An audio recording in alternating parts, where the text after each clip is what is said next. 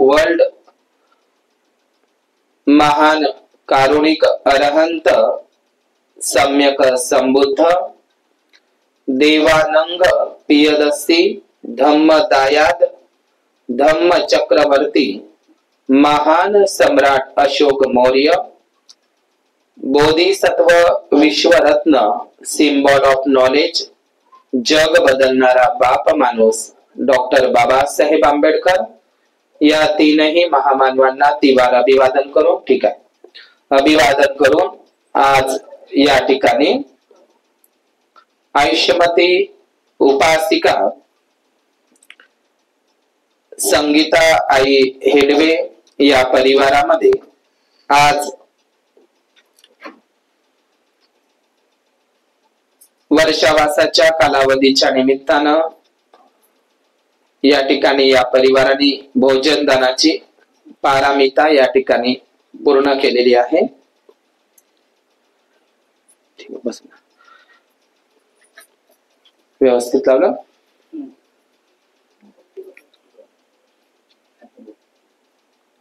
नथी में शरणं अय्यं बुद्धो में शरणं वरं एतेन सच्चवज्जेन।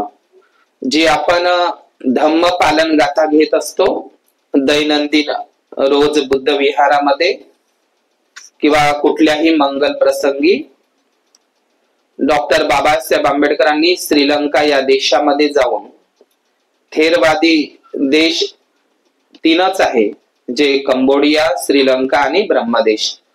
तर या श्रीलंका देशामध्ये जाऊन डॉक्टर बाबासाहेब आंबेडकरांनी बौद्ध पूजापाठ नावाचं एक पुस्तक धम्म दीक्षेच्या आधीच प्रकाशित केलं।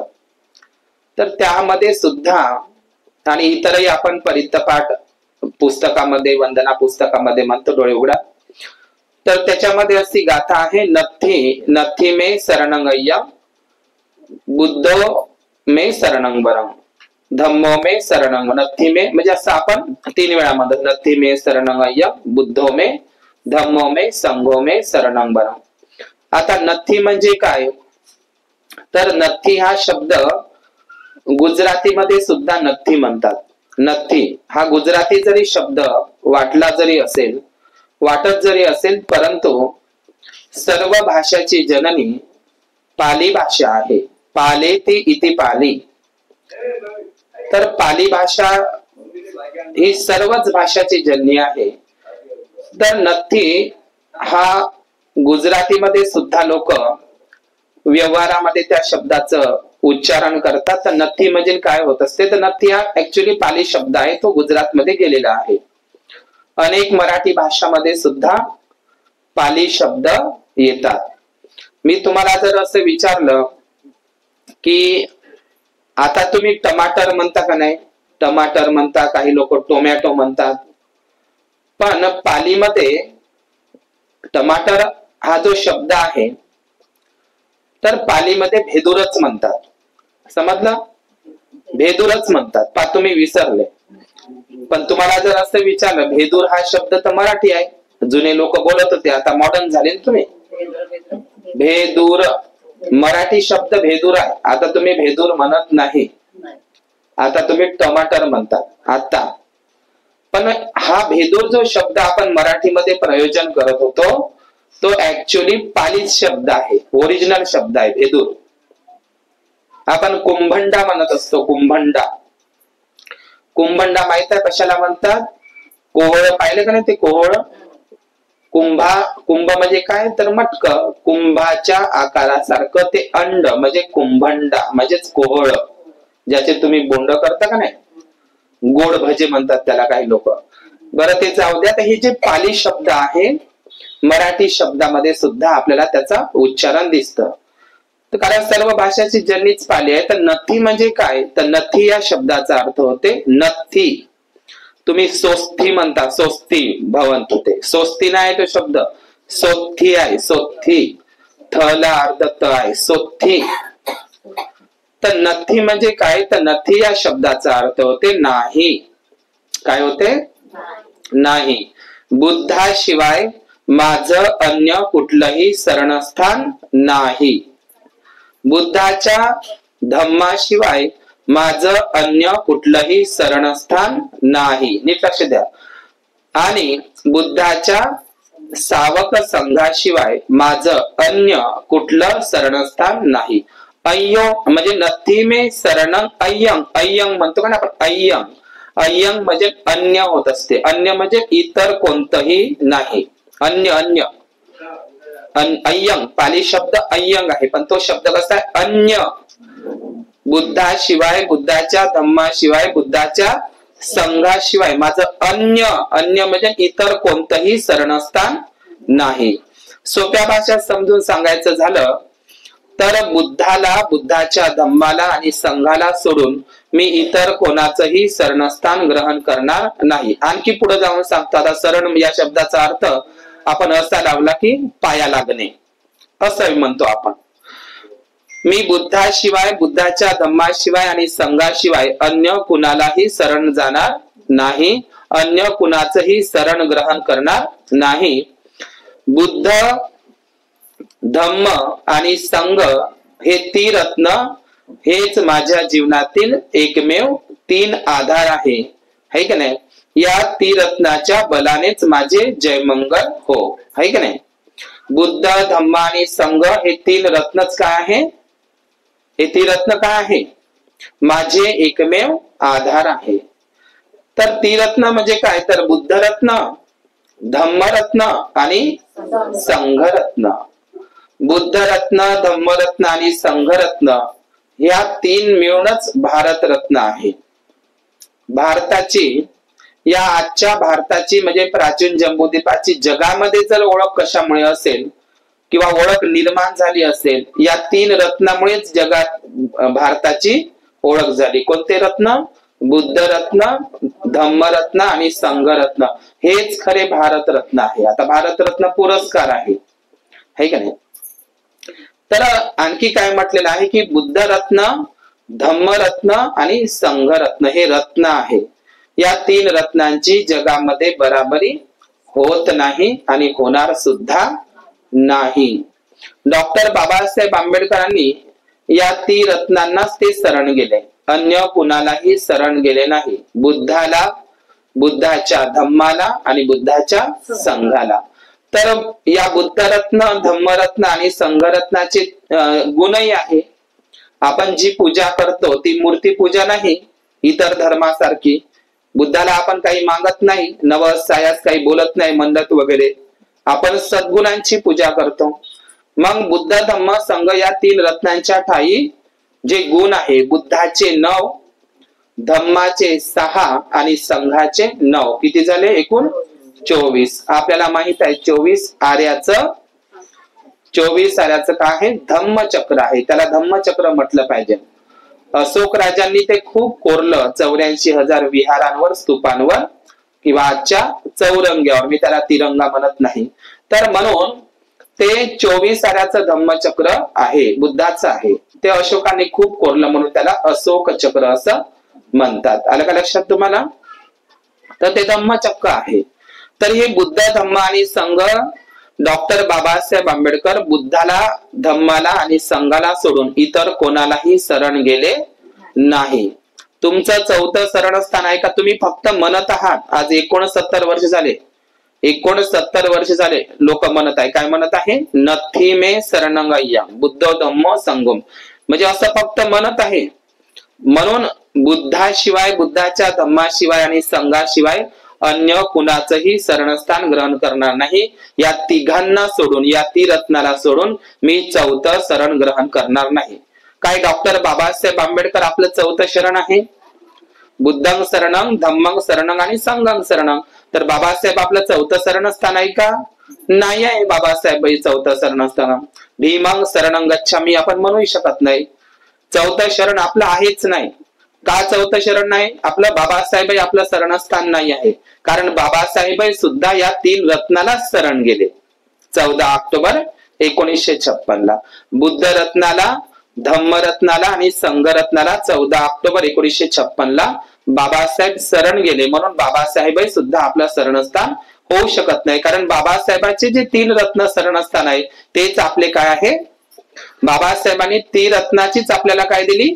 धम्मदीक्षा दिली. समजलं का? बाबासाहेब कुठल्याही दगड धोंड्यासमोर, देवासमोर, देवी समोर, आहे का नाही, कुठल्या बाबासमोर झुकला नाही. बाबासाहेब मोडेल पण वाकणार नाही, पण बाबासाहेब बुद्धाकडे झुकला. बुद्ध धम्म संघ या 3 रत्नापुढे बाबासाहेब झुकले. जो जो बुद्धाचं शरणस्थान ग्रहण करतो, बुद्धाच्या धम्माचं शरणस्थान ग्रहण करतो, बुद्धाच्या संघाचे शरणस्थान ग्रहण करतो, तो मनुष्य जगामध्ये महान ठरतो. अंगुलीमाल महान ठरला, कारण त्यांनी या 3 रत्नांची शरण ग्रहण केलं. महान सम्राट अशोक, त्यांनी 3 रत्नाचं काय केलं? शरण ग्रहण केलं, म्हणून ते महान ठरले. आणि बाबासाहेबही हे की नाही महान ठरले. कशामुळे? कारण ते 3 रत्नाला शरण गेले. मला सांगा, तुम्ही नथी म्हणता म्हणजे बुद्धाला, धम्माला, संघाला सोडून, नाही म्हणजे नाही, बुद्ध, धम्म आणि संघ 4थं शरणस्थान नाही. तुम्ही जात असाल तर तुम्ही उपासक उपासिका नाही आहे. समजलं का? मग 4थं शरणस्थान कोणतं आहे? वित्तू बाबा, का अवधूत बाबा, का गुना बाबा? मग तुम्ही जर, मग आपण फक्त म्हणतच आहो ना, नथी मे, बुद्धाशिवाय मी, धम्माशिवाय मी आणि संघाशिवाय अन्य शरणस्थान ग्रहण करणार नाही, पण करणं तर चालू आहे ना. नागपूरला दीक्षाभूमीला जाता जाता तुम्ही गाडी वळवताच का नाही? टाकळ गाठले वित्तू बाबाने, मग शरण जाता का नाही? तुमचे रत्न कोणते आहेत? शरणस्थान बुद्ध शरण, धम्म शरण आणि संघ शरण, याला 3 रत्नही म्हणतात. मग 4थं याला जर तुम्ही शरण जात असाल तर तुम्ही उपासक उपासिका नाही, तुम्ही डुप्लिकेट उपासक उपासिका आहे का नाही? बाबासाहेबांनी आपल्याला बुद्ध धम्म संघ या 3 रत्नाचीच धम्मदीक्षा दिली. का वित्तू बाबाची दिली? नाही दिली ना. बुद्धाच्या काळामध्ये आजीवक पंथाचे लोक होते, 62 पंथापैकी महावीराचे लोक होते. बुद्ध त्यांच्याकडे गेले का? नागड्या नुगड्याकडं, आहे का नाही? तर वित्तू बाबाच्या नवसानं आपल्या समाजातल्या लोकांना पोरही व्हायला लागली. मग आम्ही हिंदू धर्मातल्या लोकांवर टीका करतो, आम्हीही बोलतो कधी कधी, है की नाही? का देवाच्या देवीच्या नवसानं काय होते? मुलं होतात बा. मग तुमच्या धर्मामध्ये होते वित्तू बाबाच्या नवसानं, लोक म्हणत होते आम्हाला तिकडून. तर अशा पद्धतीनं आपले फक्त 3च शरणस्थान आहे, लक्षात घेतलं पाहिजे. किती रत्न? बुद्ध रत्न, धम्म रत्न आणि संघ रत्न, हे 3 रत्नच आपल्या जगातील एकमेव आधार आहे. या 3 रत्नाची जगामध्ये बराबरी नाही आहे आणि होणार सुद्धा नाही आहे. या 3 रत्नाच्या व्यतिरिक्त आपण अन्य कुठलंही शरणस्थान ग्रहण करू नये, एवढंच मला सांगायचं आहे. तर आज या ठिकाणी जे शीलं रक्षं तु सर्वदा, बुद्धाच्या धम्माचा प्राण आहे शील. काय आहे? शील. बुद्ध आणि त्यांचा धम्म या ग्रंथामध्ये शील हा काय आहे? बुद्ध धम्माचा प्राण आहे. जीवन जगण्याचे मापदंड, जीवन जगण्याचे मापदंड, मोजमाप. मापदंड म्हणजे काय होत असते बरं? मोजमाप होते किंवा मापदंड असते. कुठल्याही गोष्टीचं मोजमाप असते, मापदंड असते, है की नाही? जसं एखाद्या माणसाने लेआउट पाडले, प्लॉट, त्याचंही काय असते? मोजमाप असते. त्याचे ते खड्डे खडगे वगैरे बरोबर व्यवस्थित करतो, जागा लेवल लावतो, है की नाही? का असं तसं उबडतोबड याच्यामध्ये लेआउट टाकतो तो? नाही. तर दुधाचंही मोजमाप असतं, है की नाही? तुम्ही कुठला सब्जी वगैरे घ्यायचं असलं त्याचंही काय असतं? एक मोजमाप असतं, है की नाही? राशन कुठलंही घ्या, ज्वारी बाजरी, त्याचंही काय असतं? एक मोजमाप असतं. या जगामध्ये प्रत्येक गोष्ट कशी असते? मोजमाप असते त्याला. तर मनुष्य जीवन जगत असताना मनुष्यासाठीही मोजमाप मापदंड दिलेले आहे आणि ते मापदंड म्हणजे पंचशील होय. काय होय? पंचशील. बुद्धाच्या धम्मामधून पंचशील मायनस करून टाकलं, पंचशील बाजूला करून दिलं, तर बुद्धाच्या धम्माला काही महत्व राहील का? नाही राहणार आहे. म्हणून बुद्धाच्या धम्माचा प्राणच आहे पंचशील. बुद्धाच्या धम्माचा प्राण काय आहे? पंचशील आहे. बुद्ध धम्माचा प्राण म्हणजे पंचशील आहे. आपण असं म्हणू की बुद्ध धम्माचा पायाही बेसिक काय आहे? पंचशीलच आहे, पाया बेसिक. तर ह्या बुद्ध धम्माचं मोजमाप म्हणजे काय? तर या पंचशील म्हणजे काय? तर त्याच्यामध्ये 2 शब्द आहे. पंच अधिक शील, संधी विग्रह जर केला संधी विग्रह म्हणजे काय, पंच शब्द अलग काढा आणि सील शब्द अलग काढा. तर पंच अधिक सील, तर या ठिकाणी शहामृगाचा श नाही आहे. शील या शब्दामध्ये पाली भाषेमध्ये, लिपीमध्ये, धम्मलिपीमध्ये, अशोक लिपीमध्ये षटकोनाचा श, शहामृगाचा श, नीट लक्ष द्या इकडे तिकडं. षटकोन श म्हणते ना, पोटपोड्या श म्हणते काय त्याला, षटकोन श, शहामृगाचा श, क्षत्रिय क्ष हे येत नाही. या शब्दाच्या ठिकाणी स शब्द येतो. जसं आपण वंदनेमध्ये शरणम नाही म्हणत, शरणम म्हणतो. शहामृगाच्या ठिकाणी कोणता शब्द वापरतो पालीमध्ये, शरणम नाही, शरणम नाही, शरणम शब्द आहे. अजूनही काही येडे लोक शरणमच म्हणते.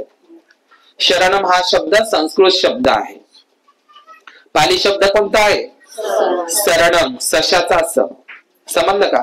तर मग इथं शरणच्या ठिकाणी शरणम येत असेल तर मग या ठिकाणी तुम्ही, आता ते आपल्या तोंडामध्ये पडलं पंचशील पंचशील पंचशील, पण ते पंचशील नसून पंचशील आहे. शन आहे तो, स आहे, सील काय आहे, पंचशील, शील नाही, सील. पाली शब्द आहे पंचशील, सशाचा स, पंच अधिक सील. आता सील शब्द जर विचारला तुम्हाला तर शील हा शब्द इंग्रजीमध्ये येते का नाही, सील सील. तुम्ही कुठलीही मार्केटामधून वस्तू आणा, मोबाईल जरी आणला किंवा एखादी पदार्थ पेढे जरी आणा, कसे असते ते, सील बंद असते का नाही. सील बंद म्हणजे काय, पॅकिंग असते. कशासाठी असते ते पॅकिंग, सील बंद, सुरक्षित राहावं, ते नासू नये, खराब होऊ नये, अधिक टिकावं, याच्यासाठी ते काय असतं, सील बंद. आता पंच अधिक सील, तर सील हा शब्द अंग्रेजी आहे, अंग्रेजी शब्द आहे. आणि सील म्हणजे काय तर सुरक्षा कवच. काय आहे, सील म्हणजे काय होते, इंग्रजी शब्द आहे सील, आहे की नाही. सील वरूनच मग नंतर आहे की नाही स्त्रियांचे नावही ठेवण्यात आले, शिला वगैरे, आहे की नाही. आणि आपल्या मराठीमध्ये आणि हिंदीमध्ये धम्मशिला म्हणतात. सम्राट अशोकाने जे शिलालेख कोरले ना, शिलालेख, गुहालेख, स्तंभलेख आणि शिलालेख असे 3 प्रकार सम्राट अशोकांनी कोरले. बुद्धाची शिकवण दगडांवर कोरली. शिला म्हणजे काय होते, शिळा, शिळा म्हणजे मराठी शब्द आहे आणि हिंदी संस्कृत मध्ये शिला. शिलालेख, लेख म्हणजे काय तर लिखाण, है की नाही. लेणी त्यालाच म्हणतात, दगडावर जे लेहलं म्हणजे लेणं. जसं काही लोक म्हणते ना सौभाग्याचं लेणं, तर त्याच्यावरच लेणं म्हणजे काय तर ते दगडांवर लिहिणं, काहीतरी लिहिणं म्हणजे बुद्धाचे शिलालेख. ते शिला म्हणजे ते लेख, ते लेखन त्या दगडांवर, शिलांवर लिहिणं. तर ह्या शील शब्दापासूनच हे एवढे शब्द तयार झाले. तर पंचशील म्हणजे काय, तर पंचशील आपल्याला सर्वांना माहित आहे, आपण दैनंदिन जीवनामध्ये घेत असतो. मी वारंवार सांगतो, पंचशील हा बुद्ध धम्माचा काय आहे, पाया आहे, प्राण आहे. तर शिलाचे प्रकारही भगवंताने सांगितले, मी ते लांबलचक सांगणार नाही कारण व्हिडिओ मोठा होईल. तर शरणशील जे मी आता सांगितलं का नाही, शरणशील ह्या एक शिलाचा प्रकार आहे. शरणशील म्हणजे काय, बुद्धं धम्मं संघं शरणं गच्छामि, द्वितीयंपि बुद्धं धम्मं संघं, तृतीयंपि बुद्धं धम्मं संघं, याला शरणशील म्हणतात. समजलं? बुद्ध धम्म संघाला, 3 रत्नालाच ते आपण त्रिरत्नाचं शरणागमन करत असतो. एकदा, दोनदा, द्वितीयंपि, तृतीयंपि, यालाच काय म्हणतात, साध्या भाषेमध्ये शरणशील म्हणतात. शरणशील. दुसरं आहे, आता जे मी सांगितलं तुम्हाला, पंचशील. महिन्यातून 4दा, 2 अष्टमी, 1 पौर्णिमा आणि 1 अमावस्या आणि वर्षावासात आपल्या तब्येतीच्या नुसार, है की नाही. तर अर्य, अष्टशील, उपोषण, अठ्ठशील आहे. अठ्ठशील, अठ्ठशील पालीमध्ये अठ्ठशील म्हणतात, संस्कारित भाषेमध्ये त्याला अष्टशील म्हणतात. पण त्याचं लांबलचक नाव काय आहे, अर्य, अष्टशील, उपोषत, वारित, शील एवढा शब्द आहे. म्हणून तुम्ही बौद्ध धर्मामध्ये उपवास नाही, उपोषत आहे. आणि उपवास म्हणजे उपवास नावाचा शब्दच नाही बौद्ध धर्मामध्ये, उपोषत आहे. उपोषत म्हणजे काय, 8 शील ग्रहण करून राहणं, महिन्यातून 4दा आणि वर्षावासात आपल्या आरोग्यानुसार, आपल्या म्हणजे सर्वच जण करत नाही, कारण शारीरिक श्रम करणारे लोक, शेतकरी लोक वगैरे बाया निंदाला वगैरे जातात, त्यांच्याच्यानं ते होऊ शकत नाही. तर तिसरं कोणतं सांगितलं मी तुम्हाला? अठ्ठशील, उपोषत, वारित शील. किती झाले आता? 3. आणि चौथा आहे हे भिक्खूंना आहे दसशील. दसशील. आता 10 हा शब्द जर म्हटला तुम्हाला कसं वाटते? इंग्रजी वाटते का नाही? 10 म्हणजे 10, पण 10 हा शब्द अंग्रेजी जरी वाटला पण तो अंग्रेजी नाही, पाली शब्द आहे. तर पंचशील, शरणशील, पंचशील, अठ्ठशील आणि भिक्खूंना असते दसशील. म्हणजे 10शील म्हणजे काय? 10 शील. आणखी भिक्खूंना विनय पिटकामध्ये प्रातिमोक्ष संवरशील असते, ते तुमच्या कामाचं नाही, ते भिक्खू आणि भिक्खुनींचे आहे. किती झाले आता मी सांगत तुम्हाला? शरणशील, पंचशील, अठ्ठशील, दसशील, प्रातिमोक्ष संवरशील हे भिक्खूंचे आहे. लक्षात तुम्हाला हे 5 प्रकारचे तुम्हाला लक्षात. पुन्हा सांगतो, शरणशील, पंचशील, अठ्ठशील, दसशील, प्रातिमोक्ष, संवरशील हे एवढ्या प्रकार शील आहे. बुद्ध आणि त्याचा धम्मग्रंथ जर तुम्ही वाचला त्याच्यामध्ये शिलाचे भेदही बाबासाहेबांनी बुद्धाने केलेले आहे. बुद्धानेच धम्म वाचा. उत्तमशील, कनिष्ठशील म्हणजे पहिला आहे कनिष्ठशील, मध्यमशील आणि उत्तमशील. शीलाचे भेदही केलेले आहे बुद्धानेच धम्मामध्ये. कोणते कोणते? कनिष्ठशील, मध्यमशील आणि उत्तमशील. याच्यापैकी मी याच्यावर विश्लेषण करणार कारण मला शीलावर बोलायचं आहे. तर त्याच्यापैकीचा उत्तमशील हा शब्द खूप महत्वाचा आहे. शीलाचे पालन करणे हे माझे कर्तव्यच आहे. पहा, उत्तमशील याचा अर्थ काय लावलाय? शीलाचे पालन करणे हे माझे कर्तव्यच आहे असे समजून शील पालन करणे म्हणजे उत्तमशील होय. शीलाचं पालन मी केलंच पाहिजे कारण ते माझं कर्तव्य आहे. मी शीलाचं पालन केलं तर मलाही त्रास होणार नाही आणि मी शीलाचं पालन करत राहिल्यामुळे माझ्याकडून अन्य कोणालाही त्रास होणार नाही. याच्याकरिता मी समाज स्वास्थ्य टिकून राहावं, समाजामध्ये चांगलं वातावरण राहावं, सौख्याचं करुणेचं वातावरण राहावं, सामंजस्याचं वातावरण राहावं, याच्यासाठी प्रत्येकाने पंचशीलाचं पालन करणं अनिवार्य आहे. आलं का लक्षात तुम्हाला? तर डॉक्टर बाबासाहेब आंबेडकरांनी सुद्धा 22 प्रतिज्ञामध्ये पंचशील दिलेलं आहे का नाही? म्हणजे मी पंचशीलाचे नाही का आहे ना 22 प्रतिज्ञामध्ये. किती महत्वाचं आहे पंचशील. तर बाबासाहेबांनी घेतलंच गुरु चंद्रमणी कडून आहे का नाही नागपूरला, पण बाबासाहेबांनी 22 प्रतिज्ञेमध्ये सुद्धा पंचशील त्या ठिकाणी नमूद केलेलं आहे. इथपर्यंत समजलं तुम्हाला? आपण डॉक्टर बाबासाहेब आंबेडकरांनी बुद्ध आणि त्याच्या धम्मग्रंथामध्ये आणि 22 प्रतिज्ञेमध्ये सुद्धा दाखवलंय. बघा, बुद्ध आणि त्याचा धम्म आणि 22 प्रतिज्ञामध्ये काय सांगितलं आहे? मी 10 पारमिता मी भगवंताने सांगितलेल्या 10 पारमिता पाळीन. 22 प्रतिज्ञेमध्ये आहे मी भगवंताने सांगितलेल्या 10 पारमिता पाळीन. आणि बुद्ध आणि धम्मामध्ये त्रिपिटकामध्ये दान पासून सुरुवात झालेली आहे, पण बुद्ध आणि त्याच्या धम्मग्रंथामध्ये 10 पारमिता शील पासून चालू झालेल्या आहेत. शील, दान, उपेक्षा, नैष्क्रम्य, वीर्य, शांती, सत्य, अधिष्ठान, करुणा आणि मैत्री इथून चालू झालेला आहे. पण त्रिपिटकामधून दान पासून पारमिता तिथून चालू झाली आहे, पण बुद्ध आणि धम्मामध्ये शील पासून चालू झालंय. म्हणूनच तथागताने म्हटलेलं आहे शीलच प्रथम आहे आणि शीलच शेवट आहे. शीलं रक्षन्तु सर्वदा. शीलं रक्षन्तु सर्वदा म्हणजे काय? शीलच माणसाचं सदा सर्वदा रक्षण करते. राखीचा धागा नाही, पांढरा धागाही नाही, शीलाचं पाणी नाही ते गडव्यातलं आहे का नाही. तर कोण रक्षण करते? जो जो व्यक्ती शीलाचं पालन करते त्याचं शीलच त्याचं काय करते? सदा सर्वदा रक्षण करते. बुद्ध रक्षण करत नाही, बुद्धाची मूर्ती रक्षण करत नाही, बुद्धाचा फोटो रक्षण करत नाही, बुद्ध विहारात गेल्याने बुद्ध विहारही रक्षण करत नाही, आणि भंतेजी करत नाही. भंतेजी फक्त सील देतो. सीलच तुमचं काय करते? सदा सर्वदा रक्षण करते. म्हणून बुद्धाने म्हटलंय मी मोक्षदाताही नाही आणि मुक्तिदाताही नाही, मी कोण आहे? मार्गदाता. मी सांगितलेल्या पंचशील मार्गावर, मी सांगितलेल्या अष्टांगिक मार्गावर, मी सांगितलेल्या 10 पारमिता मार्गावर जर तुम्ही चालले तरच तुम्ही दुःखमुक्त व्हाल. वंदना घेतल्यानं कोणीही दुःखमुक्त होत नाही. जोपर्यंत आपण भगवान बुद्धांच्या आर्य अष्टांगिक मार्गावर, त्या पंचशील मार्गावर चालणार नाही, तोपर्यंत आपण दुःखमुक्त होणार नाही. समजलं का तुम्हाला? तर नाही तर तुम्ही म्हणाल बुद्धा मी तुझ्या विहारात आली, हे फळ घे बापा, फुलं घे, अगरबत्त्या घे, मेणबत्त्या घे, माकड लक्ष ठेवजो, हात पाय सुखाचे ठेवजो. असा बुद्ध नाही आहे.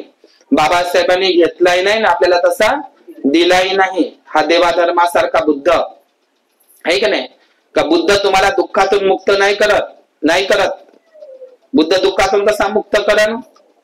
बुद्ध दुःख मुक्तीचा मार्ग सांगतात. चालायचा आपल्याला आहे त्या मार्गावर, तुम्ही चाललेच नाही. बुद्धाने तर मार्ग सांगितला पण तुम्ही चाललेच नाही तर कधीही दुःखमुक्त होणार नाही. केवळ वंदना म्हणल्यानं दुःखमुक्त होणार नाही, है की नाही? एका शिलाचं आपल्या जीवनामध्ये आचरण करूनच आपल्याला दुःखमुक्त होता येतं. लक्षात घ्या. आलं का नाही? तर एकदा काय झालं, तथागत बुद्धाकडे एक वैशालीवरून श्रावस्तीच्या जेतवनामध्ये एक व्यक्ती आला. लक्षात घ्या. तर तथागत बुद्धांची ख्याती त्यानं प्रसिद्धी अशी ऐकली होती की बुद्धाच्या मार्ग अनुसरण केल्यामुळे माणसं दुःखमुक्त होतात असं त्यानं ऐकलं होतं. मी थोडक्यात सांगतो ही गोष्ट. तर तो व्यक्ती बुद्धाकडे आला वैशालीवरून श्रावस्तीच्या जेतवनात. बुद्धाला म्हणते तुमचा मार्ग हा मनुष्याला दुःखमुक्त करणारा आहे. तर मी तर दुःखमुक्त झालो नाही म्हणते. अनेक दिवसापासून मी दुःखमुक्त नाही झालो. असं का झालं? तर भगवान बुद्धांनी त्याला विचारलं, त्या व्यक्तीला, ज्यावेळी तू वैशालीवरून श्रावस्तीला येण्याकरिता निघाला, वैशालीवरून श्रावस्तीला येण्याकरिता निघाला माझ्याकडे, त्यावेळी तुला वैशाली ते श्रावस्ती हा रस्ता माहित होता का? तर तो व्यक्ती काय म्हणते, मला तो रस्ता माहित नव्हता. मग काय तू एखाद्या वैशाली नगरीतल्या एखाद्या व्यक्तीला विचारलं का की श्रावस्तीच्या दिशेनं जाणारा रस्ता कोणता आहे बा वैशालीवरून? तर तो म्हणते हो. मग त्यानं तुला जसं सांगितलं होतं की असं असं, मग तिथून तसं त्या पद्धतीनं. तर ज्या व्यक्तीनं तुला वैशाली पासून तर श्रावस्तीच्या जेतवनापर्यंत जो रस्ता सांगितला खाना खुना करून, तर त्या रस्त्याने तू बराबर आला का वैशाली पासून तर श्रावस्तीच्या जेतवनात? तुमते मी बराबर आलो. इकडे तिकडे भटकला नाही ना, अजिबात भटकलो नाही. त्या व्यक्तीनं जसं सांगितलं तसंच मी लक्षात ठेवलं माझ्या स्मृतीमध्ये आणि तसंच मी आलो. आणि सांग म्हणते तू बराबर पोहोचला का नाही मापाशी? तर मी म्हणते हो बराबर पोहोचलो. तर तथागत सम्यक संबुद्धही असंच आपल्याला मार्ग सांगतात, मार्गदाता म्हणून, धम्मदाता म्हणून. पण आपण 69 वर्षापासून आपण बुद्धाच्या मार्गावर, तुम्ही म्हणा आम्ही म्हणा, आपण चालण्याचा प्रयत्नही करत नाही, म्हणून आपण दुःखमुक्त होत नाही. इतके वर्षापासून आपणच कुठेतरी चुकत आहो, कमी पडत आहो. हे प्रत्येकाने, मी असो कोणी असो, त्यांनी कबूल केलं पाहिजे. बुद्धाचा धम्म खरोखरच चांगला आहे, 100% हमी आहे. पण आपणच कुठेतरी काय करत आहोत, कमी पडत आहोत आचरणामध्ये, पालनामध्ये. हे प्रत्येकाने स्वतःच्या मनाला विचारलं पाहिजे आणि कबूलही केलं पाहिजे. कबूल केल्यानं काही फरक पडत नाही. जर तुम्ही डॉक्टरकडे गेले, डॉक्टराने जर पूर्ण रोग सांगितला नाही, लज्जे खातर काही लपून ठेवलं, तर तुमचा पूर्णपणे इलाज होत नाही. आणि तुम्ही डॉक्टरले पूर्णपणे बिमारी सांगितलीच नाही, तर तो आजार, रोग वाढल्याशिवाय राहत नाही. म्हणून भगवंता पुढे काही लपवता येत नाही. कबूल करणं, कबुली देणं ही चांगली गोष्ट आहे. तर सील म्हणजे काय? तर सीलंग रखंतु सबदा. आपलं रक्षण बुद्धाची मूर्ती करत नाही, बुद्धाचा फोटो करत नाही, ते शिलाचं पाणी करत नाही, ते गडव्यातलं ते शिलाचं पाणी नाही, तर पंचशिलाचं पालन करणंच हे आपल्यासाठी काय आहे? रक्षण सूत्र आहे. भगवान बुद्धांचे 84,000 सुत्त, गाथा, स्कंद हेही रक्षणासारखेच आहे. तर लक्षात घ्या, आपल्या जीवनामध्ये 30 शरण आणि पंचशील हे अत्यंत महत्वाचं अंग आहे. या पंचशिलाचं प्रत्येकाने पालन केले पाहिजे. दुसरी गोष्ट, तथागत बुद्धांनी 5 प्रकारची संपत्ती सांगितली आहे. काही लोकांचा असा समज झाला आहे की आमच्याकडे अमाप धनसंपत्ती असली तर झालं बा, याला श्रीमंती म्हणते. नाही, ज्याच्याकडे 5 प्रकारची संपत्ती आहे, ते मी एका माझ्या व्हिडिओमध्ये बनवलेले आहे, ज्याच्याकडे 5 प्रकारची संपत्ती आहे तो मनुष्य या जगातला श्रीमंत व्यक्ती आहे. तर त्याच्यातली 3ऱ्या प्रकारची संपत्ती तथागत बुद्धाने सांगितलेली आहे, शील संपत्ती. शील संपत्ती म्हणजे सरळ सरळ या शीलाचं पालन करणारा व्यक्ती म्हणजे काय, शील संपत्ती. लक्षात घ्या, शील संपत्ती. तर तथागत भगवान बुद्धांनी आणखी पंचशीलाच्या संदर्भात सांगितलेलं आहे, शीलेन भोग संपत्ती. शीलाचं पालन केल्यानं. भोग म्हणजे काय, तर भोग या शब्दाचा अर्थ, काही लोक काम भोग हा शब्द वापरतात, भोग या शब्दाचा अर्थ होते सुखही होते. भोग संपत्ती, भोग वर्धन, पालीमध्ये शब्द आलाय भोगवर्धन, म्हणजे सुखामध्ये वाढ, आनंदामध्ये वाढ होत असते. कशानं, शीलाचे पालन केल्यानं. शीलेनं भोग संपत्ती. शीलाचं पालन केल्यानं संपत्तीही वाढते आपल्या घरातली. ज्याच्या घरी दारूचं व्यसन आहे, जुगाराचं व्यसन आहे, बाईचा नाद आहे, तर त्या लोकांच्या घरी पैसे राहत नाही, कारण दारू पैसे गेले. मग त्याच्या घरी धनसंपत्ती वाढेल का? ज्या घरातले लोक दारू पेत नाही, गांजा पेत नाही, जुआ खेळत नाही, जुगार खेळत नाही, है की नाही, गंजी पत्ता खेळत नाही, तर त्याच्या घरची धनसंपत्ती सुरक्षित राहते. दारू साठी किती पैसे येते. तर शीलाचं पालन केल्यानं भोग संपत्ती वाढते ना, तुमच्या घरची धनसंपत्ती वाढते, वृद्धी होते त्याच्यामध्ये. कारण कोणीकडेच पैसा नाही चालला ना, दारूच्या दुकानाकडे चालला ना, खऱ्याच्या दुकानाकडे चालला ना, तंबाखाच्या दुकानाकडे चालला, पैसा सगळा व्यवस्थित आहे. पण शीलाचं पालन न केल्यामुळे अनेक लोकांचे पैसे जाऊन राहिले का पानटपरीवर. जगाच्या पाठीवर खर्रा खाणारी लोक फक्त भारतातच आहे. नेपाळच्या पांढरीवर काही लोकांना लावल्या असतील सवयी, पण नेपाळची बॉर्डर तुम्ही ओलांडा लुंबिनीकडे, तुम्हाला लुंबिनीच्या बॉर्डर पासून तुम्हाला आता काही हरामखोर लोक घुसले तिकडे, ब्राह्मण लोक नेपाळमध्ये, आता ते तुम्ही ऐकलंच आहे. पण नेपाळची जशी तुम्ही सोनाली बॉर्डर ओलांडली किंवा त्याच्या पलीकडे तिकडे पोखऱ्याला, काठमांडूला गेले, स्वयंभूनाथाच्या त्या महाविहाराकडं, तर तुम्हाला त्या ठिकाणी पांटेलाही दिसणार नाही, खऱ्याची पन्नी दिसणार नाही, थुकून दिसणार नाही. इथं तर आपल्या बुद्ध विहाराच्या समोर लोक विहारात बाया ग्रंथ वाचतात ना, अर्धे लोक तर खर्रा खाण्याचं ठिकाण बनवलेलं आहे बुद्ध विहार आणि बुद्ध विहाराचं मैदान. जाऊन पहा तुम्ही. आणि असं एकही विहार नाही माझ्या म्हणण्यानुसार, असं एकही विहार तुम्ही भारतातलं सोडून पाय, काही क्वचित असतील म्हणा, पण असं एकही विहार सापडणार नाही माझ्या निदर्शनानुसार की बुद्ध विहाराच्या समोर पानटपरी नसन. कारण बुद्ध विहार असतं तिथं पानटपरी पाहिजेच. पण मला सांगा, मी कधी कधी लक्ष करतो की बुद्ध विहारापाशी पानटपरी नसली पाहिजे, पण आपल्या याच्यामध्ये शिलाचं उल्लंघन करणारे आपलेच लोक बुद्ध विहारापाशी पानटपरी टाकतात. तिथंच त्या खर्याच्या पन्न्या येतात, तिथंच लोक ते थुकतात. तर मी एक ऑब्झर्व केलं, लक्ष दिलं का बुद्ध विहारात लोक कमी, म्हणजे सकाळपासून तर संध्याकाळपर्यंत ग्रंथाला वंदनेला लोक बुद्ध विहारात येत नाही, पण बुद्ध विहाराच्या बाजूला असलेल्या पानटपरीमध्ये अशी लाईन लागते सकाळपासून. सांगा बुद्ध धम्म पुढे जाईल का? बाबासाहेबांच्या स्वप्नातला भारत बुद्धमय होईल का? सांगा. ही परिस्थिती आहे. तर जगाच्या पाठीवर खर्रा खाणारे लोक फक्त भारतातलेच आहे. त्यांना राष्ट्रप्रेम नाही. जगातले लोक जमिनीवर थुंकत नाही, एवढे देशभक्त आहेत ते. लक्षात घ्या. खराची पन्नी टाकत नाही, कचरा टाकत नाही. बौद्धगयेला आलेले लोक ते इतर राष्ट्रातले का जापान वगैरे आपल्या पिशवीमध्ये काय ठेवतात, ते एखादा बिस्किटचा पुडा, चॉकलेट जरी खाल्लं त्याचं पॉकेट ते डस्टबिन मध्ये टाकतात किंवा आपल्या पर्स मध्ये ठेवतात आणि नंतर टाकतात. एवढी परिस्थिती आहे आज आपल्या समाजामध्ये. तर हे शिलाशिना संबंधित आहे ना. तर मी कधी कधी असं लोकांना विचारतो, त्याच्यामध्ये काही विटॅमिन आहे का, काही म्हणजे काय आहे बा शरीराला आवश्यक आहे का नाही? तर काहीच नाही. दूधवाल्या माणसाला घरोघरी जाऊन दूध द्यावं लागते, है का नाही, विकाम. पण दारूवाल्याच्या घरी जावं लागत नाही, है का नाही. त्याला दारूवाल्याला घर पोचच दारू येते, म्हणजे आहे का नाही. तर इथं काय आहे, शिलाचं उल्लंघन आहे. आपल्याच भारतामध्ये हे सगळे व्यसन आहे. आणि बाया सुद्धा आता खरे खायला लागल्या, नशीनं दात घासायला लागल्या, जुगार खेळायला लागल्या, मटका खेळायला लागल्या, आणि आता जंगली रमी सुद्धा मोबाईलवर खेळायला लागल्या बाया आणि माणसं. तर मग ते याच्यामध्ये येते ना शिलामध्ये, आहे का नाही. पराभव सुत्तामध्ये सांगितलंय मराठा लोक रस्त्यावर उतरून राहिले, काय कारण आहे? मराठा रस्ते लोक, त्याच्याकडे तर 500 एकर जमिनी होत्या. बाबासाहेब म्हणे, पंजाबराव देशमुख म्हणे, घ्या म्हणे आहे आरक्षण. आम्ही नाही घेत म्हणे, आम्ही काय भिकारी आहे का त्या मांग महाराजसारखे? 500 एकर शेती आहे म्हणे मराठा पाटील लोक. आता त्याच्या गेल्या, आता काऊन गेल्या, काऊन रस्त्यावर उतरून राहिले? त्याने बाबासाहेब आठवून राहिला, आम्ही नाही घेत म्हणे ते आरक्षण, भीक. आता सगळेच लोक ते भीक मागायला लागले, आपल्यालाच टीका करत होते, है की नाही? तर कुठे गेल्या त्याच्या जमिनी?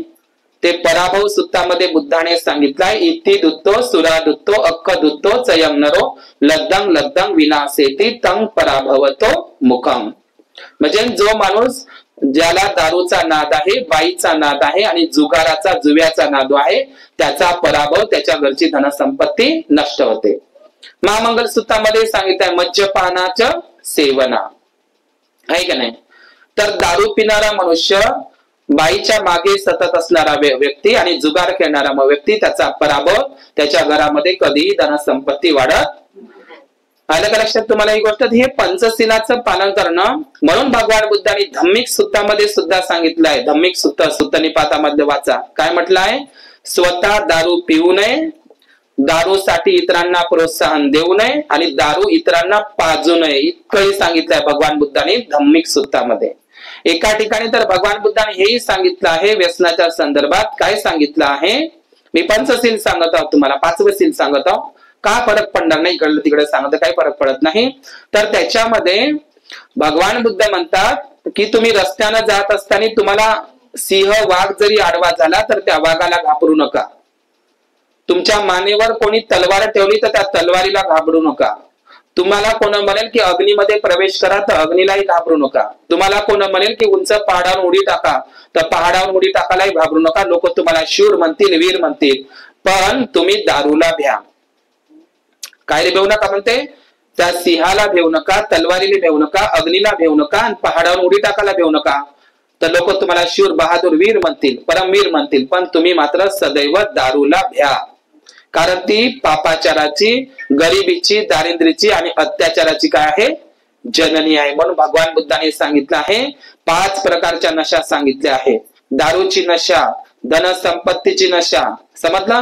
ज्ञानाची नशा, सौंदर्याची नशा आणि ताकदीची नशा. या 5ही नशा घातकच आहे. मी माझ्या विषयामध्ये ठेवले आहे, लक्षात घ्या. म्हणून पंचशीलाचा जो शेवटचा शिला आहे, सुरा म्हणजे काय? सुरा म्हणजे पक्की नशा आणि मेरय म्हणजे कच्ची नशा. नशे में कोण नाही, है की नाही? प्रत्येक मनुष्य नशा आहे. दारूची नशा आहे, बिना दारूची नशा आहे. धनसंपत्ती, मी भगवान बुद्धांनी 5 प्रकारच्या नशा सांगितल्या, केवळ दारूचीच नशा नाही. देवाधर्माची नशा आणि दारूची नशा सारखीच आहे, लक्षात घ्या. तर ह्या नशा माणसाला विघातक, म्हणजे ह्या नशा माणसाला दुःखाकडे घेऊन जात असतात, लक्षात घ्या.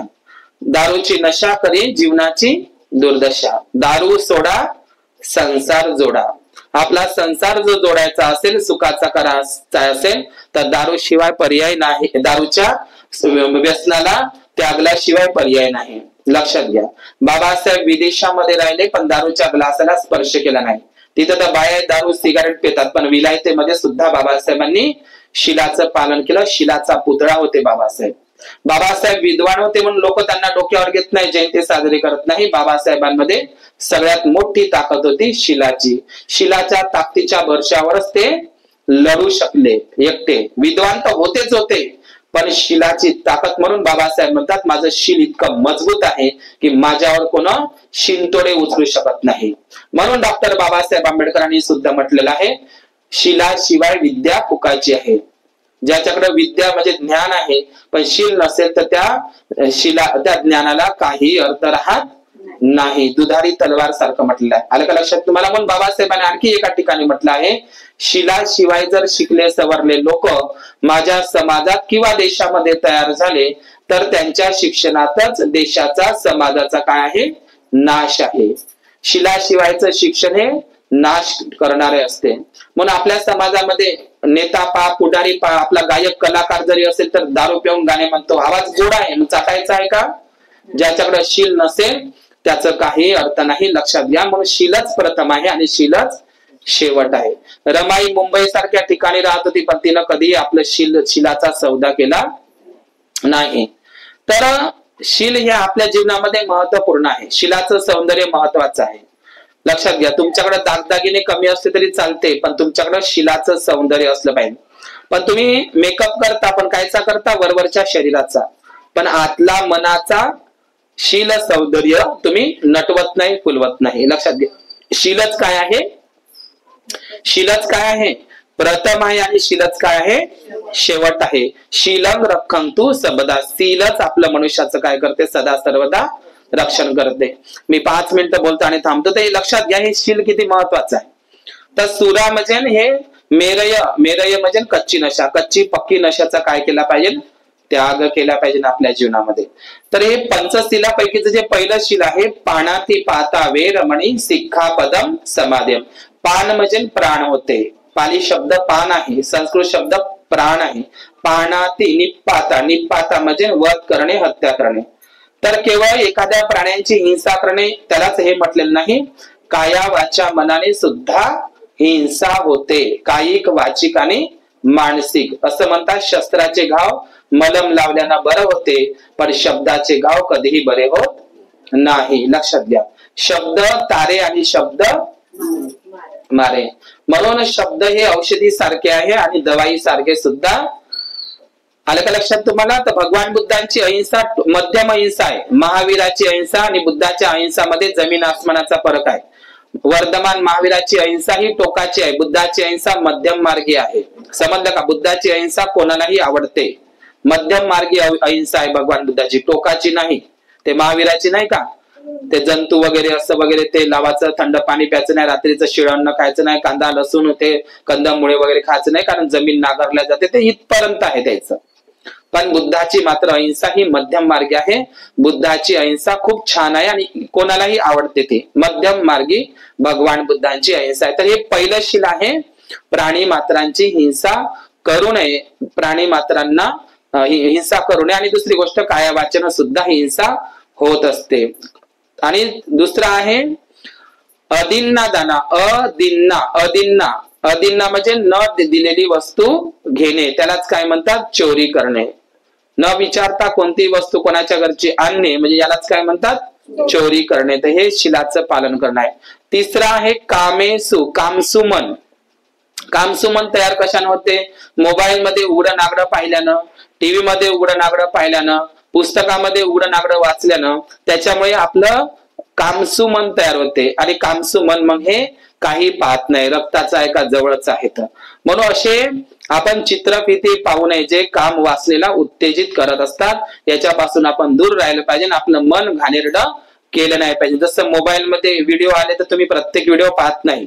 काही काही लोकांकडे प्रज्ञा आहे की नाही आलं तर तुम्ही वर्त करता, आपल्यामध्ये येते का नाही? तसाच आपल्या मनामध्ये चांगलाही विचार येतो आणि वाईटही विचार येतो. मग वाईट विचार येऊ नये, तो त्या प्रकारचा घाणेरडा विचार येऊ नये, त्यासाठी घाणेरडं नाही पाहिलं पाहिजे. घाणेरडं पाहिलं तर घाणेरडाच विचार येईल, है का नाही? चांगलं पाहिलं तर चांगला विचार येणं. जसे ज्या गोष्टी आपल्याला आवडत नाहीत आपण व्हिडिओ पुढे पुढे नेतो, जी गोष्ट घाणेरडी तर त्यालाच प्रज्ञा म्हणत असते की हे योग्य नाही, हे पाहणं योग्य नाही. तर अशा पद्धतीनं कामे सुमिच्छाचारा, काम वासनेचा अनाचार करणं म्हणजेच काय? आपली पत्नी जिवंत असताना दुसऱ्या स्त्रियांचा पाठलाग करणं, आपला पती जिवंत असताना दुसऱ्या पतीचा पाठलाग करणं, त्याच्यावर डोळा ठेवणं. लक्षात घ्या. तर अनेक लोकांचे जीवन उद्ध्वस्त होत आहे. लक्षात घ्या. कामे सुमिच्छाचारा म्हणजे काय? काम वासनेचा अनाचार करणं, त्याला बळजबरी, बलात्कार, विनयभंगही म्हटलाय. एखाद्या स्त्रीची इच्छा नसतानाही त्या पुरुषानं बळजबरी केली त्याला कामे सुमिच्छाचारा म्हणतात. म्हणजे त्या स्त्रीची इच्छा नसताना याने बळजबरी केली, किंवा त्या पुरुषाची इच्छा नसतानाही त्या स्त्रीनं जबरदस्ती केली, त्याला कामे सुमिच्छाचारा म्हणतात. तिचाही हो आणि त्याचाही हो असेल तर ठीक आहे, परंतु त्या ठिकाणी जर बळजबरी असेल तर त्यालाही कामे सुमिच्छाचारा म्हणतात. उदाहरणार्थ असं म्हणतो मी की तिसरं शील इतकं महत्वाचं आहे की घरामध्ये एखादा पती आपल्या हक्काच्या लग्नाच्या पत्नीवर तिची इच्छा नसतानाही दारू पिऊन तिची इच्छा नसतानाही ती कामानं थकलेली आहे, हा गावात फिरत आहे आणि तिची इच्छा नसतानाही घरचा लग्नाचा पती जरी आपल्या लग्नाच्या पत्नीवर बळजबरी करत असेल, त्या पत्नीची इच्छा नसतानाही तो पती बळजबरी करत असेल, तर त्यालाही बलात्कारच म्हणतात संविधानानुसार. लक्षात घ्या. समजलं? इथपर्यंत आहे कामेसुमीच्या चारा. लक्षात घ्या. म्हणून ती काम वासनेची भावना आपल्या मनामध्ये उत्पन्न होऊ नये त्याकरिता आपण घाणेरड्या गोष्टीपासून म्हणा किंवा घाणेरड्या चित्रफितीपासून आपण दूर राहिले पाहिजे, आहे का नाही? कामेसुमीच्या चारा म्हणजे काही साधी गोष्ट नाही आहे. मग कोणच कोणाची ओळख ठेवत नाही या जगामध्ये. आपण काय पाहतो? मुलगा मुलगी सगळे लोक त्या टीव्हीवर उघडं नागडं पाहत बसतो, सिरियल मालिका त्याच्यासाठीच बनवलाय. पंचशील कसं खतम करायचं बुद्धाचं, याच्यासाठी ते मालिका सिनेमे बनवलेले आहे. बुद्ध काय म्हणते? खून करू नका. सिनेमामध्ये हा खून करताना दाखवते. बुद्ध म्हणतात बिडी सिगरेट दारू पिऊ नका, दारूचं प्रदर्शन दाखवते, सिगारेट बिडी ओढताना दाखवते सिनेमामध्ये. पोरं तेच शिकते. बुद्ध म्हणते निंदा चाडी चुगली करू नका, खोटं बोलू नका, मालिकेमध्ये तेच दाखवते, सासूची निंदा तेच दाखवते. म्हणजे बुद्धाच्या पंचशिलाला कसं खतम करायचं याच्यासाठी सगळ्या ब्राह्मणवादींनी मालिका काढल्या, सिरियल काढल्या, सिनेमे काढले. लक्षात घ्या, तुमच्या लक्षातच येत नाही. बुद्ध म्हणते हत्या करू नये, त्याच्यामध्ये खून करताना दाखवते, चोरी करताना दाखवते, बलात्कार करताना दाखवते, खोटं निंदा चाडी चुगली करताना दाखवते. आणि दारूचं एक फॅशन म्हणून दारू पिणं किती चांगलं असते, दारू पिणं म्हणजे लय चांगलं असते, हेही त्या याच्यामध्ये ऍडव्हर्टाइज म्हणा सिनेमामध्ये दाखवले जाते. म्हणजे ज्या देशामध्ये पंचशिलाचं पालन केलं जातं तर त्या देशामध्ये पंचशील कसं खतम करायचं बुद्धाचं, या अशा संदर्भातल्या टीव्ही सिरियला, मालिका, सिनेमे काढण्यात येत आहे. लक्षात घ्या, सावध राहा. आणि मुलांवर ते प्रभाव पडत आहे. म्हणतो आपण लहान मुलांना मुलींना म्हणतो हे कराड म्हणतो पंचशील, तर नाही, कारण ते सिनेमा पाहते त्यांना ते पंचशील ते वेगळंच वाटते. आम्हाला तर हत्या करणं आवडते, ते हातात बंदूक घेणं, बॉम्ब टाकणं, त्या फाईटा मारणं, दारू पिणं किती चांगलं असते. या सगळ्या गोष्टी मुलं कशातून शिकत आहे? सिनेमा आणि मालिकेमधून. मग काय ते पंचशील कसं आवडन त्यांना? बस बाबू जारे बाबू श्रामनेर शिबिरात ह्या सगळ्या याच्यामुळेच हे पंचशील काय होत आहे? नेस्तनाभूत होत आहे. म्हणून पंचशीलच हा आपल्या जीवनाचा काय आहे? एकमेव आधार आहे, जीवनाचा मापदंड आहे, आपल्या जीवनाचा प्राण आहे. आणि हे पंचशील बाबासाहेबांनी जसंच्या तसं संविधानामध्ये दिलेलं आहे का नाही? संविधानामध्ये मी सांगतो आणि थांबतो की एखाद्या माणसानं जर पंचशीलाचं उल्लंघन केलं, या जगामध्ये तुम्ही फक्त एकदाच नाव ठेवता, नामकरणाच्या दिवशी ठेवता का नाही? पण जगामध्ये दोनदा नावं ठेवली जातात, एकदा नाही. ते त्याची आई लहानपणी वगैरे ठेवते का नाही नाव पाळण्यामध्ये? पण माणसाच्या आयुष्यात दोनदा नावं ठेवली जातात, आहे का नाही? नाम कमाकर भी नाम कमाना और बदनाम होकर भी नाम कमाना. भारतामध्ये जगामध्ये दोन माणसं होऊन गेले, एक नाव चांगलं आहे आणि एक नाव वाईट आहे. सांगू तुम्हाला, एक नाव आहे बराक ओबामा आणि दुसरं आहे ओसामा बिन लादेन, ज्यानं बुद्धाच्या मूर्त्या बॉम्ब लावून फोडल्या. समजलं का नाही? त्या अफगाणिस्तान मधल्या ओसामा आणि ओबामा फरक आहे का नाही? ओसामा बिन लादेन म्हणलं का कसं त्याची आहे का नाही, कसा तो तालिबानी होता, आणि ओबामा म्हटलं तर किती मोठा आदर्श आहे का नाही? तर तुम्हाला ओसामा बनायचं आहे का ओबामा बनायचं आहे हे तुमच्यावर आहे. तर जगामध्ये दोनदा नावं ठेवली जातात, एक तर चांगलं काम केलं तर नावं ठेवली जातात आणि वाईट कामं ठेवली तर म्हणजे जास्तच बदनामी केली तर. भीमा कोरेगावच्या लोकांची नावं आहेत त्या विजय स्तंभावर, त्या 500 नागवंशी लोकांची, आहे का नाही? तर त्या नावालाच तर सलामी द्यायला जातात ना लोक. नावाला सलामी काय आहे? ते एक पिल्लर आहे, स्तंभ आहे, त्याच्यावर नावं कोरलेली आहे 500 नागवंशी लोकांची. त्या नावाने सलामी, मानवंदना, अभिवादन द्यायला जाते लोक लाखोच्या संख्येनं, कारण ते नावच तसं कमावून ठेवलंय, हे का? नावच कमावून ठेवलं. काही लोकांनी नाव डुबवलं आहे. मी ते सांगतो. तर दोनदा नाव कसं? तर एखाद्या माणसाच्या हातून पहिल्या शिलाचं उल्लंघन झालं, पहिल्या शिलाचं म्हणजे पाण्यात पाहता, म्हणजे त्याच्या हातून एखाद्याच्या, आता उदाहरणार्थ तुम्ही बस स्टँडवर गेले आणि खून झाला, त्या दिवशी दिवाळीच्या दिवशी खून केला माझ्या गावाकडे, हे की नाही? गावाकडे दिवसातून त्याला 16 घाव मारली.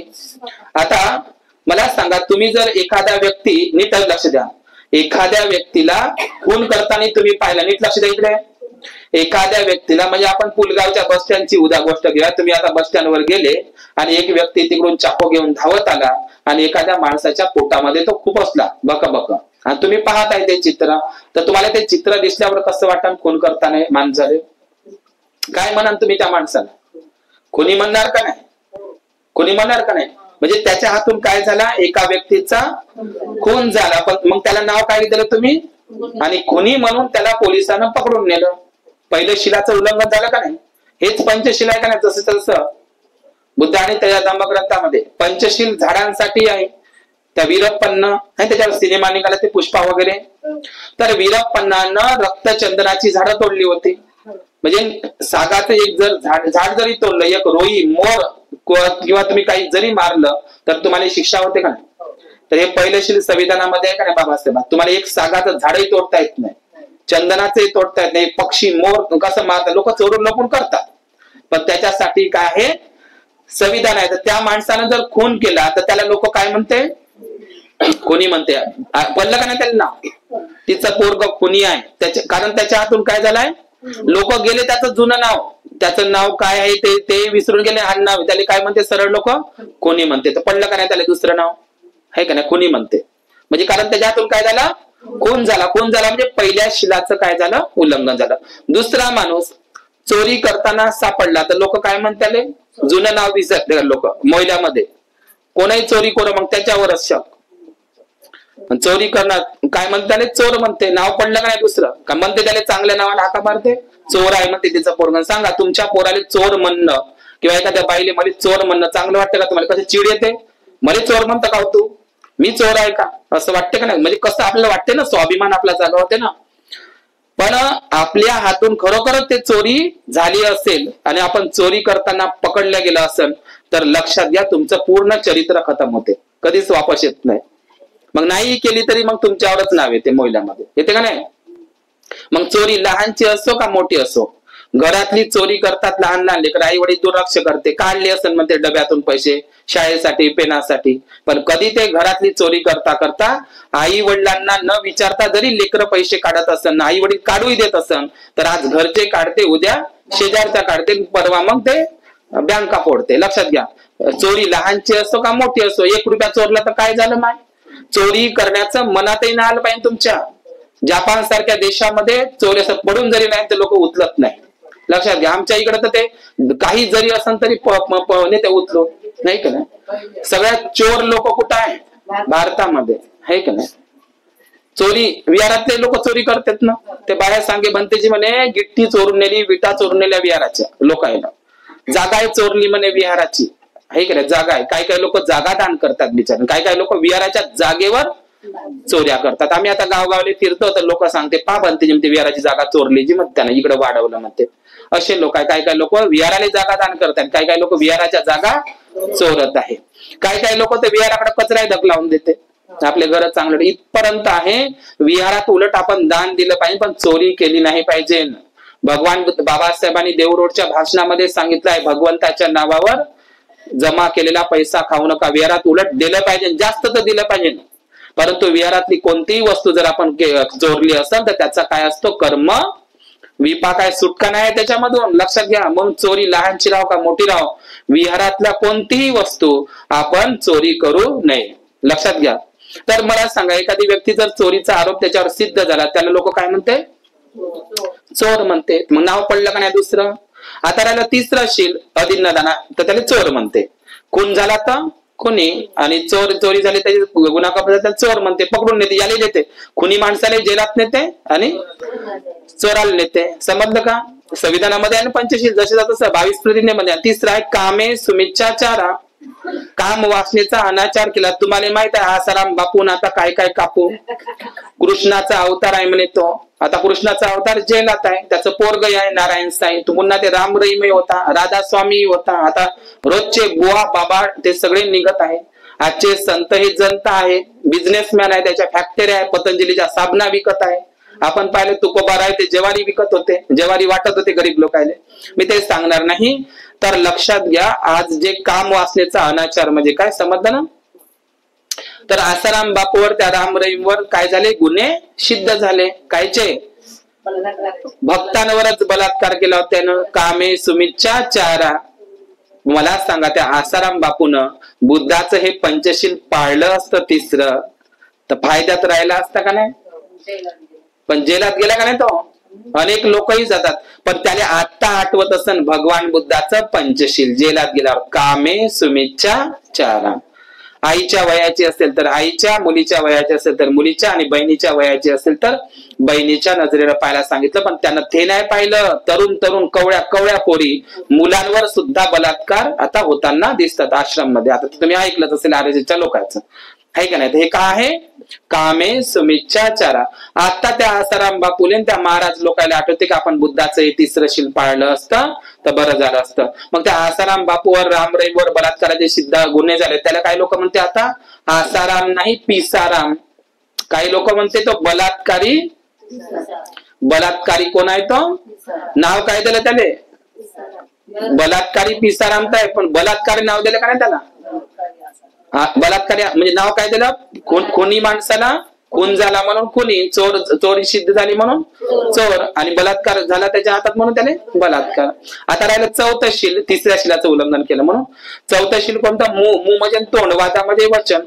तर त्याला काय म्हणते लोक? नेहमी वारंवार खोटं बोलत असेल तर काय म्हणतात त्याला? खोटारडा. प्रसंगी एखाद्याचा जीव वाचत असेल तर ठीक आहे, पण एखाद्याचे खोटं बोलल्यानं दुसऱ्याला फाशी होऊ शकते. खोटी गवाही द्या बरं, तुम्हाला होत नाही का कोणा जीवनात? तर भगवान बुद्धांनी राहुलवाद सुत्तामध्ये सांगितलंय, अंबलट्टिका सुत्तामध्ये. कोणती गोष्ट सांगितलंय? हे राहुला, मजाकीत सुद्धा खोटं बोलू नको. काही काही लोकांना मजाकीत खोटं बोललं पण त्याच्यात तो शब्द जिवारी लागते. लक्षात घ्या. मजाकीत असतं म्हणलं माहितीले, मजाकीत असतं म्हणलं बा मला काय माहित त्याला एवढं लागन म्हणून, आहे का नाही? काही काही लोक मजाकीतही काही काही लोकांना दुःख होत असते, वेदना होत असते. कोण लोक गरिबीवरून, सौंदर्यावरून ढेबरीचा आहे, फुगलीचा आहे, काळीचा आहे, डोंबडीचा आहे, चकणीचा आहे, भोकलीचा आहे असं म्हणलं तर लोकांना दुःख नाही? सुदीस नाही, टेंबरी आहे, कशीतरीच आहे, पाहले असे जर म्हणलं तुम्ही रूपगुण, तर लोकांना दुःख होते का सुख होते? तर हे दुःखच आहे ना, आहे का नाही? तर खोटी साक्षी देणं, खोटी गवाही देणं आणि निंदा, चहाडी, चुगली करणं, लक्षात घ्या. याच्यापासून हे चौथ्या शिलामध्ये येते. आणि व्यर्थ बडबड करणं हेही चौथ्या शिलामध्ये येते. मुसावादा. व्यर्थ बडबड म्हणजे काय? जास्तच बडबड करते मायवाली सासू, जास्तच बडबड करते माघरचा मालक, जास्तच बडबड करते माघरची बाई, मग जातो, आहे का नाही? त्याच्यातही घराचे नासधूस होते का नाही? बोलण्यामुळे होते का नाही? जास्त बडबड करणारी सासूबाई, जास्त बडबड करणारी सुनबाई. व्यर्थ बडबड करणं, कोणाच्या घरी आपलं टापर वाजवत राहणं, हाय काय काही लोकांनी सवय. वंदना येणार नाही पण शब्द मात्र पूर्ण पाठ, भांडण पूर्ण पाठ, आहे का नाही? काय बोलायला लागते बरोबर त्याचं ट्युशन घेतलेलं आहे लोकांना. व्यर्थ बडबड करत राहतो आपण दिवसभर. जेवलं खावलं का चाललं त्याच्या घरी का? तिथे काय बुद्धाच्या बाबासाहेबाच्या गोष्टी सांगतात तुम्ही? इकडल्या तिकडल्या, आली होती माय, गेली होती माय. आता दिसतच नाही तिची पोरगी 2 महिन्यापासून येऊनच आहे इथं येऊनच आहे. काय झालं तर काहीतरी असनच माय, काढू दे पता. काही काही लोकांना दिवसभर काही खबरा घेतल्याशिवाय, नागपूर पहिल हिंगणघाट पण आहेत ना अशा बा, खबरा घेतल्याशिवाय त्याला अन्नही गोड लागत नाही, बरंही वाटत नाही, झोपही लागत नाही. रोजची ताजा खबर पाहिजे. सीसीटीव्ही पेक्षा सीसीटीव्ही आहे काय? कोणाची पोरगी जरी आली त्याच्याकडे 3 महिन्यापासून इथंच आहे, काय झालं का? काहीतरी झालं तसं काढा शोध. आपल्या घरातला अंधार तसाच कायम आहे आणि दुसऱ्याचा शोधत बसतो आपण. म्हणून बुद्धांनी सांगत आहे घरचा अग्नी बाहेर न नेणे, बाहेरचा अग्नी घरात न आणणे. पण आपल्याला दुसऱ्याच्या घरातला दिसते अंधार आणि आपल्या घरातलं तसंच ठेवत असतो आपण. लक्षात घ्या. म्हणून मुसावादा म्हणजे काय? तर जी बाई नेहमी खोटारडी बोलते त्याला काय म्हणते? फुसाड बाई आहे, खोटारडी आहे म्हणतात का नाही लोक? तर नाव ठेवलं का नाही त्याला? खोटारडी, लब्बाड, लुचाड असे नाव देतात काही लोक. लोकवर म्हणतात हिंदीमध्ये. खोटं बोलणाऱ्या लोकांना ते माहितच आहे. लहानपणी नेहमी खोटं बोलत होता. तर पोरगा लांडगा लांडगा ते लोक कामं टाकून येत होते. एक दिवस खरोखरच आला आणि त्याचे मेंढर खाल्ले. तुम्ही लहानपणी काने ऐकलं असेल लांडगा आला रेला. तो पोरगा हसत होता आणि लोक ते म्हणत कुठं आला लांडगा वाचन. एक दिवस खरोखरच येते लांडगा. तर असंच आहे काय काय लोक, लबाड लोक, त्याच्यावर लोक विश्वास ठेवत नाही. एक दिवस तो मरूनही राहू शकते. म्हणून खोटं बोलणं, खोटी साक्ष देणं, चाड्या चुगल्या करणं आणि व्यर्थ बडबड करणं, कामाचंच बोललं पाहिजे, मोजकच नेमकच. समजलं का? तर किती लोक व्यर्थ बडबड करत राहते, है की नाही? व्यर्थ 1-1 घंटा 4-4 घंटे. धम्मवंदनेमध्ये नाही, ग्रंथामध्ये आपल्याला वेळ होते. बंदी लवकर उरकवा, प्रवचन लवकर उरकवा, परिधान लवकर उरकवा. पण निंदा मात्र पुन्हा चवीनं मस्त बसू है का नाही? असं सगळं चालू आपलं. त्याच्यामध्ये आपल्याला गोडी कायची? चहाडीची गोडी, है की नाही? तिले न तिले गोडी. धम्माची गोडी नाही, विहाराची गोडी नाही, वंदनेची गोडी नाही, धम्म प्रवचनाची गोडी नाही, परित्राण पाठाची गोडी नाही. गोडी कायची आहे? चहाडीची गोडी, लयच गोडी. ज्याला आवड आहे त्याला सवड असते, आपण विहारात गेलं पाहिजे, व्यर्थ बडबड नाही केलं पाहिजे. तर हे चौथं जे शील आहे तर त्याला काय म्हणते, जे लोक खोटं बोलत असतात त्यांना खोटारडे म्हणतात. आणि पाचवं कोणतं आहे, सुरा मेरय मज्ज. जो माणूस नेहमी दारू पिणारा आहे तर त्याला त्याच्या नावानं नाही हाका मारत, त्याला लोक काय म्हणते, दारुडा बेवडा म्हणते का नाही, गंजेटी नाव ठेवले का नाही त्याला. म्हणजे जिथं या 5 शिलाचं उल्लंघन झालं तर लोकांनी नावं ठेवले. खून करणारवाल्याला खुनी, चोरी करणाऱ्याला चोर, बलात्कार करणारवाल्याला ते कामेसून बलात्कारी, खोटं बोलायला खोटारडा आणि सुरायाला दारुडा बेवडा एवढे नावं ठेवले आहे लोकांनी. ठेवलं का नाही. म्हणून समान धातूचे लोक समान धातूच्या लोकांकडे आकर्षित होतात म्हणते बुद्ध. लोह चुंबकासारखे आकर्षित होतात. लक्षात घ्या. म्हणजे काय, समान स्वभावाचे समान धातूचे लोक समान धातूच्या लोकांकडे आकर्षित होतात, लोह चुंबकासारखे. समजलं का कसे ते सांगतो थांबतो. की खुनी माणसं सकाळी उठल्यावर कोणाचा शोध घेते, खुनी माणसाचा. लक्षात घ्या. मग ते हाफ मर्डर वाले. चोर माणूस सकाळी उठल्यावर कोणाचा शोध घेते, त्याचे सोबती मायवाले चोर कुठं असतील बसतील चौकामध्ये बसून त्याच्या शोधात जाते. चोर माणूस चोराच्या शोधात खिचतेच ते, खुनी माणूस कुणाच्या. आणि खोट्यारडे चाहड्या चुगल्या करणारे बाई असतो का माणूस, त्या कोणाकडे खिचते, लोहचुंबकासारख्या, हे का नाही.